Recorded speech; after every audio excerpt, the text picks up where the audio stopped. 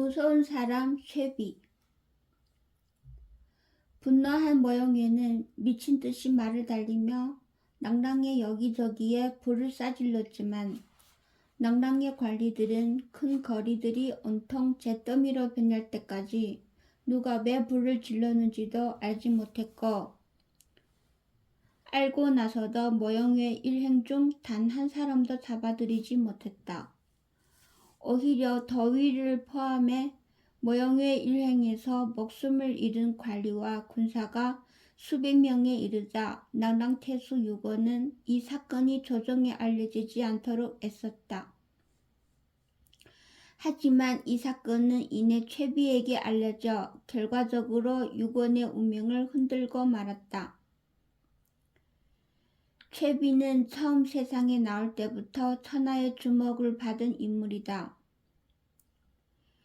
위나라와 오나라를 멸망시켜 삼국시대를 끝내고 통일제국 진을 세운 사마염이 오로 진격할 때의 일이다. 사마염이 오나라로 진격할 때의 일이다.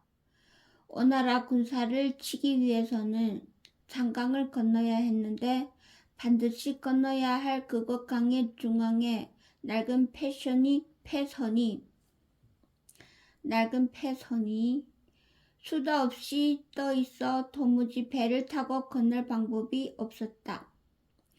이 패선단은 오나라 군사들이 설치해 둔 것으로 배들을 쇠사슬로 묶어두어 흩어지지도 않았거니와 돌아가자니 반대편에 상륙할 지세가 마땅치 않은지라 사마염의 군사는 그야말로 진퇴양난에 빠져 헛되이 시일을 보내게 되었다. 그때 사마염의 장군 두예의 수하 중에 최비라는 젊은 장수가 있었다. 병법에 능했던 그는 몇 차례 두예를 찾아갔으나 지위가 낮은 탓에 만나지 못하자 스스로 휘하에 병사들을 데리고 강 상류로 올라가 지형을 살폈다.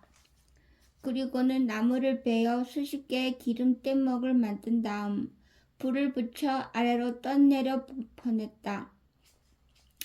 패선 때문에 잠을 이루지 못하던 두예가 다음날 아침 강가에 나와보니 패선들이 어느새 모조리 불타 없어진 뒤였다. 두예는 즉시 배를 띄워 진군하였고 패선만 믿고 있던 강 건너 오군 진영은 순식간에 무너지고 말았다. 승전 후에 두예가 공을 세운 자를 찾으니 아직 나이 어린 최비였다. 두예는 그가 크게 될 인물임을 알아보고 사마염에게 직접 청구하였다. 사마염 또한 최비의 재능을 알아보고 그를 장군으로 세우니 이후에 크고 작은 전투에서 패하는 일이 없었다. 사마염은 그런 최비를 매우 아껴 항시 곁에 두었으나 무죄 사마염이 죽고 유약한 해제가 황위에 오르며 태후와 황후가 번갈아 조정을 쥐고 흔들자 최비는 동해왕 사마호를 찾아가 몸을 의탁하였다. 사마홀은 천하의 명장이자 가까운 직위인 최비가 찾아오자 그 즉시 모든 병권을 그에게 일임하였고 최비는 군사를 맡아 키움은 물론 수많은 세작을 각국에 보내어 크고 작은 형편을 상세히 살폈다. 그리하여 천하의 대소사는 최비의 눈을 피해 가는 법이 없었다. 그런 최비가 있었기에 대륙의 한 귀퉁이 한낱 작은 성에 불과했던 동해국은 오래지 않아 남다른 강병과 더불어 탄탄한 내실을 다진 세력으로 급성장할 수 있었다. 그런데 사실 최비가 세력이 별반 신통치 않은 동해왕 사마호를 찾아온 데는 그만의 이유가 있었다. 천하 정세를 앞서서 내다볼 줄 알았던 그는 앞으로 진이 태후와 황후의 외척들 및 제후들로 인하여 쑥대밭이 될 걸로 판단하고 황도 낙양에서 멀리 떨어진 곳에서 힘을 키워두려는 야심이 있었던 것이다. 낭랑태수 유고는 모영외가 낭랑에서 한바탕 분탕질을 치고 돌아간 사실이 알려질까 두려워 전력을 다하여 이를 막았지만 최비의 눈마저 피할 수는 없었다. 낭랑이 파견한 세작으로부터 이 사실을 보고받은 최비는 그날로 사마오를 찾아 이를 의논했다. 그리하여 광군은 선비적의 도적들을 찾아내었으나 오히려 그들에게 일방적으로 도륙당했고 도적들은 온 거리에 닥치는 대로 불을 지른 후 요요히 성문을 빠져나갔다 합니다. 어찌 그럴 수 있습니까? 낭랑의 군사가 결코 적지 않건만 어찌 도적에게 약탈을 당했단 말입니까? 도적의 숫자가 몇이나 되기에 10명 남짓이었다 합니다. 사마월은 웃으며 고개를 내젓다. 하하하, 낭랑성 내에만 수천에 이르는 병사가 주둔하고 있습니다. 어찌 저더러 그것을 믿으라 하십니까? 세작이 전한 바에 따르면 그들 연함은 명 모두가 천하에 다시 없을 명장이었다 합니다. 특히 그중 한 명은 모영회가 아닌가 싶었답니다. 모영회라면 선비족 모영부의 우두머리를 말씀하십니까? 그렇습니다. 허허, 사마월은 실소를 터뜨렸다. 들으면 들을수록 도무지 믿기지 않은 이야기였다. 어찌 모영부의 우두머리가 겁도 없이 낭랑 땅에 소하 10기만을 거느리고 들어갔겠습니까? 그저 닮은 인물이었겠죠. 만약 모영의 그자라면 모영애라는 자를 잘 아십니까? 그자는 고작 약관의 나이에 고구려를 침략해 왕을 궁지로 몰았던 자입니다. 그자는 뭔가 더 할 말이 있는 듯하던 최비는 곧 말머리를 돌렸다. 아닙니다. 여하튼 그자가 모영외든 아니든 소수의 선비족에게 낭랑이 약탈당한 것은 사실입니다. 그리고 이것은 우리에게 아주 좋은 기회입니다. 이것이 기회라는 말에 사마월이 의아한 표정으로 최비에게 물었다. 기회라니요? 최비가 그 이유를 설명했다. 조정에 이 사실을 보고하여 낭랑의 어지러움을 정리하고 선비적을 토벌하도록 허락해달라고 청하는 겁니다. 더군다나 무능한 낭랑태수를 저대로 모른 채 버려둘 수도 없지 않겠습니까? 사마월은 고개를 끄덕였다. 그러면 낭랑을 정리한 후 조정에 누구를 낭랑태수로 첨가할 생각입니까? 최비는 한동안 생각하다가 엉뚱한 대답을 했다. 제가 낭랑을 가지겠습니다. 장군께서요? 최비는 묵묵히 고개를 끄덕이며 심중의 말을 토해냈다. 누구를 첨가하든 가황후는 자기 사람을 보내거나 마음에 드는 제후에게 줘버릴 것입니다. 저는 낭랑을 맡아 제대로 한번 키워보고자 합니다. 일단 제가 낭랑을 취하고 나면 제가 동해왕 전하를 배신했다는 소문을 내고 공격하는 신용을 하십시오. 그러면 전하는 저와 무관하게 됩니다. 장군께서 임의로 낭랑을 취하면 조정이나 제후들의 진짜 원정이 있을지 모르는 일 아닙니까? 그 누구의 군사도 이후로는 낭랑 땅을 밟지 못합니다. 저는 이 낭랑을 기반으로 힘을 기른 후 조정이 무너질 경우 동해왕 전하를 천자로 옹립하고자 합니다.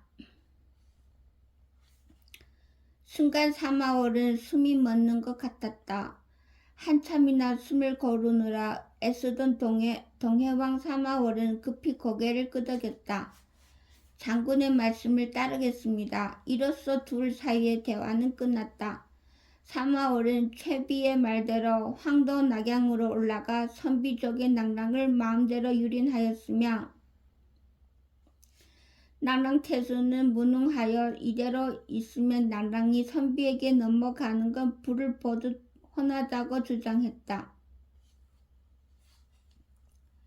힘있는 제후로 하여금 낭랑을 정비하고 선비를 공격해 멀리 내버려야 합니다. 그러자 가황후와 각 제후들은 모두 고개를 가로젓다. 동해왕의 말씀이 맞기는 하오만 선비를 치는 군사를 내기는 정녕 어려운 일이요. 그러면 낭랑이 선비에게 먹히도록 그냥 둔다는 말씀입니까? 낭랑은 물산이 풍부한 변경의 요충지입니다. 기름진 큰 영지를 가진 제후들이 이럴 때 나서지 않으면 앞으로 진이 어떻게 북방 오랑캐를 막을 수 있겠습니까? 오랑캐를 막지 말자는 게 아니라 지금 형편상 선비를 치는 군사를 내긴 어렵다는 얘기입니다. 정히 그러시면 동해왕께서 직접 토벌군을 내어보시던지요. 허참 손바닥만한 영지를 가진 내가 선비를 토벌해야 한다고요? 그럼 내가 낭랑을 정돈한 후 선비를 치는 군사를 낼 때 조정과 여러 제후들께서 지원을 해주셔야 합니다. 그거야 이를 말입니까? 이렇게 사마월은 최비가 시킨 대로 선비를 들먹여 큰소리치면서 낭랑을 정돈하라는 황제의 성지를 얻어내 동해로 돌아왔고 최비는 성지를 손에 넣자마자 바로 낭랑으로 출발했다.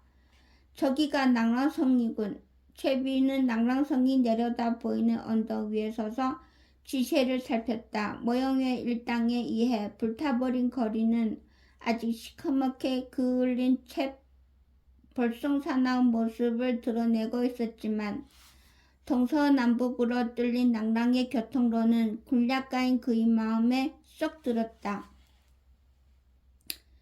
그는 먼 길을 달려온 수하들의 옷매무새를 정돈시킨 후 마상에 올라 위험있게 낭랑성을 향해 말을 달렸다.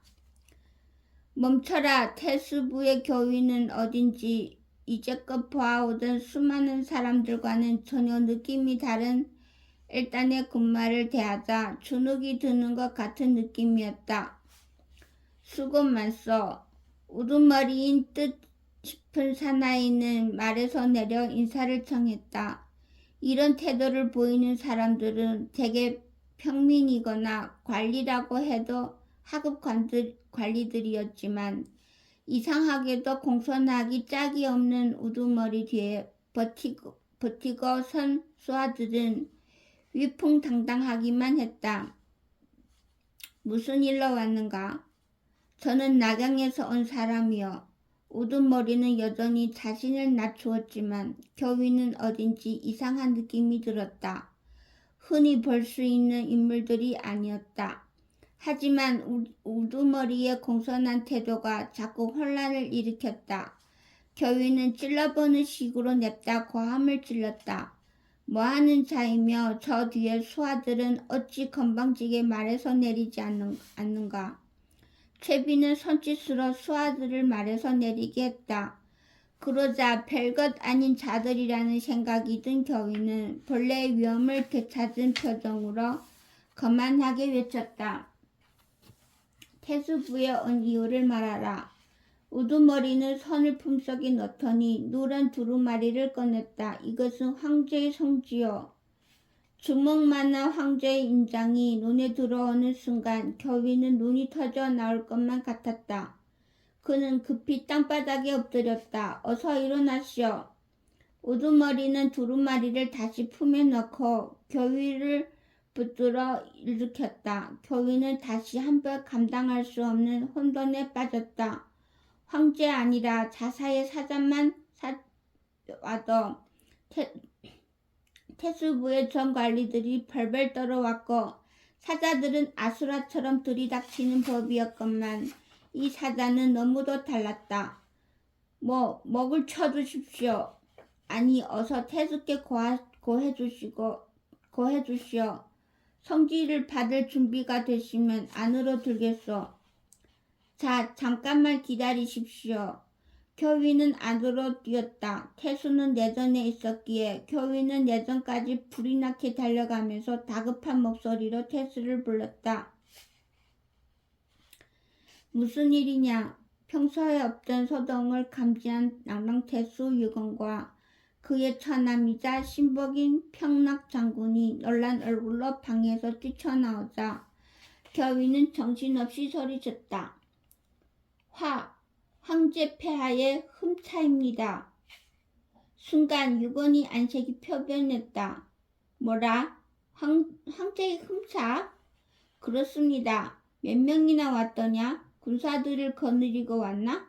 순간 교위는 엉뚱한 하문이라 생각했다. 태수는 황제의 사자가 왔다는데도 뛰어나가 성지를 받을 생각은 하지 않고 군사를 데리고 왔는지를 묻고 있는 것이다. 6명입니다. 순간 태수는 안도의 표정을 지었다. 달리 거느린 군사는 없더냐? 없습니다. 군사는커녕 오신 사자는 놀라울 정도로 온유한 분이셨습니다. 그제야 유건은 더욱 안심하는 표정으로 평락장군에게 고개를 끄덕였고 그 모습을 본 교위는 다시 한번 의아함을 떨칠 수 없었다. 유건은 처남이 사라지자 얼른 달려나가 채비 앞에 무릎을 꿇으며 소리쳤다. 낭랑태수 유건, 황제의 성지를 받들고자 하옵니다. 채비는 황제의 사자답지 않게 유건을 향해 고개를 깊이 숙이고는 나직한 목소리로 성지를 읽었다. 낭랑태수 유건은 흠차의 조사를 받고 결정에 따르도록 하라.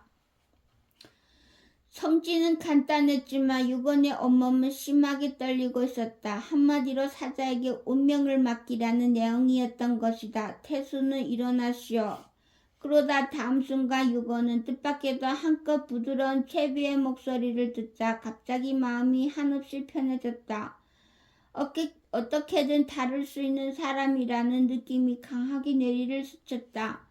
한편으로는 뇌물로 처리할 수 있다는 생각도 하면서 유건은 몸을 일으켰다. 황송하옵니다. 선비의 도적들이 남라성에 불을 지르도록 도주했다는 보고가 있어 황제께서 조사를 명하셨소. 하지만 이미 도적이 물러갔고 피해도 경미한 것 같으니 태수는 긴장하지 마시오. 황공할 뿐입니다. 자, 그럼 오늘은 휴식을 좀 취하고 싶소. 너무 배도 고프고 먼 길을 오다 보니 무척 피곤하구려. 어서 안으로 드십시오. 그날 밤 유건은 채비를 극진히 모셨고 채비는 유건이 권하는 대로 마시고 주는 대로 받으며 모시는 대로 몸을 내맡겼다. 다음날 아침이 되자 유건은 난란부의 모든 관원을 집합시키고 자신은 사자의 앞에 꿇어앉아 죄인을 자청했다. 먼저 채비는 나지막한 목소리로 유건에게 인사를 건넸다. 어젯밤에는 덕분에 정말 즐거웠어. 여기 계실 때까지는 매일 극진하게 모시겠습니다. 오래오래 머무십시오. 그럼 황제의 언명이니 형식상이나마 조사를 좀 하겠소. 명을 받들고자 하옵니다. 채비는 조사가 시작되자 현장에서 모형외 일당을 놓쳐버렸다는 지목을 받고 있는 하급 장수를 불렀다. 그대는 어째서 도적을 놓친 건가? 도적들이 워낙 빨리 말을 달리며 여기저기 불을 질러 몹시 혼동스러웠습니다. 저는 불을 쫓아다녔지만 도적을 보지는 못했습니다. 채비는 다시 물었다. 보지를 못했다고? 그렇습니다. 채비는 이해한다는 듯 고개를 끄덕였다. 도적들이 너무 빨랐군. 그렇습니다. 보지 못했으니 잡지 못한 건 당연한 일이지. 자리로 들어가시오. 채비는 조사 같지 않은 조사를 하면서 검원들과 장소들을 향해 설교인지 충고인지 한탄인지 모를 말을 던질 뿐이었다. 이미 지난 일을 어쩌겠나? 앞으로 대비나 잘하도록 해야지. 한번 왔던 자들이라면 다시 올 수도 있는 일이니까. 신문장의 분위기는 걱정과 달리 온화하기만 했고 태수는 고개를 숙인 채 만족스러운 웃음을 지었다. 조사를 끝낸 최비는 스스로도 조사가 너무 간단했다고 생각했는지 관원들을 향해 물었다. 경비 책임자가 누구요? 최비의 물음에 한 장수가 앞으로 나서 태수의 옆에 무릎을 꿇었다. 소신 오기 장군이옵니다. 최비는 그에게 부탁하듯 말했다. 경비에 임한 장수는 눈앞만 보지 말고 멀리까지 척구를 놓도록 하시오. 멀리서 적을 발견해야 시간을 버는 게 아니겠어? 그러기 위해서는 말을 늘 최상의 상태로 유지해야 하오. 명심하겠습니다. 최비는 다시 관원들을 향해 물었다. 여기 군사를 훈련시키는 책임자는 누구요? 오기 장군이 들어가고 그 자리에 양원거가 무릎을 꿇었다. 서시 무예청위이옵니다. 무예청위, 군사를 훈련시키는 데는 가혹함보다는 따뜻함이 우선이요. 병사를 아들이나 동생처럼 대하며 모르는 건 때리거나 처벌하지 말고 2번, 3번 자상히 설명해 주시오. 그리하겠습니다. 들어가시오. 최비는 다시 늘어선 관원들을 향해 물었다. 여기 병력동원을 책임진 장수는 누구요? 나서는 자가 없자 두리번거리던 관원들 중 하나가 나서 고개를 숙였다. 평락장군인데 그는 지금 군사를 점검하고 있사옵니다. 최비는 대수롭지 않게 말했다. 오라고 하시오. 그에게 병력 배치의 요령을 얘기해 주어야겠소. 다음 병기 관리를 책임진 사람은 누구요? 소신 삼보 장군이옵니다. 삼보 장군이 앞으로 나와 태수의 옆에 꿇어앉자 최비는 여전히 부드럽게 타일렀다. 병기는 항상 잘 닦아 녹이 슬지 않도록 하시오. 명심하겠습니다. 들어가시오. 최비가 이런 식으로 관원들을 하나씩 불러 자잘한 지시를 늘어놓는 동안 평락장군이 와서 태수 옆에 무릎을 꿇었다. 병력을 동원할 때 차질이 없도록 하기 위해서는 평소 병이 있거나 집에 우환이 있는 병사를 잘 가려두어야 하오. 알겠습니다. 특히 병력 동원을 책임진 장수는 태수의 신임이 가장 높으니만치 남보다 책임도 더 무거운 법이요. 명심하겠습니다. 최비는 잠시 두 사람을 바라보더니 이제까지 봄바람처럼 부드럽기 한량없던 목소리를 갑자기 드높였다. 황제의 명을 받아 일개 도적단에게 온 성을 유린당한 낭랑태수와 평락장군에게 죽음을 내리니 도부수는 즉각 저 두 놈의 목을 쳐라. 이와 동시에 최비의 수하들이 번개처럼 나서 두 사람의 목을 한두 개 쳐버렸다. 본래 태수와 평락장군은 무거운 문책을 받게 될 경우 군사를 동원해 흠차를 죽이고 반란을 일으킬 계획이었으나 노련한 최비의 실수를 당할 수는 없었다. 최비가 낭랑성을 차지했다는 소문은 순식간에 퍼져나갔다.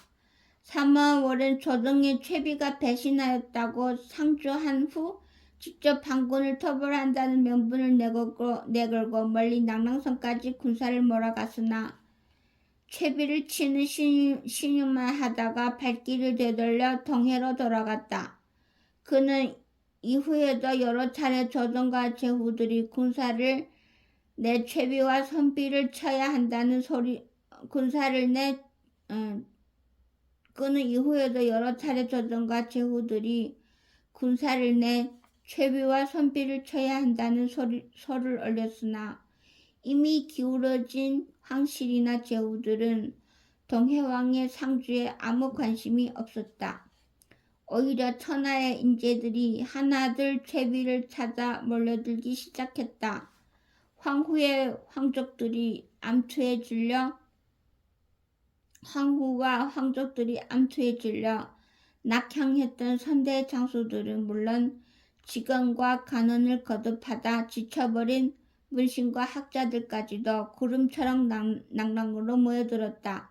그들은 바로 진으로 하여금 천하통일 이루게 한 근간이 되었던 이들이었다. 채비는 이들을 무문관으로 삼은 후 남왕성에 곡간을 헐어 재물을 아낌없이 나누어 주었고 이들은 또 채비에게서 받은 재물을 써가며 군사들을 훈련시켰다. 이제 낭랑이 천하제일의 강국이 되는 것은 시간 문제였다.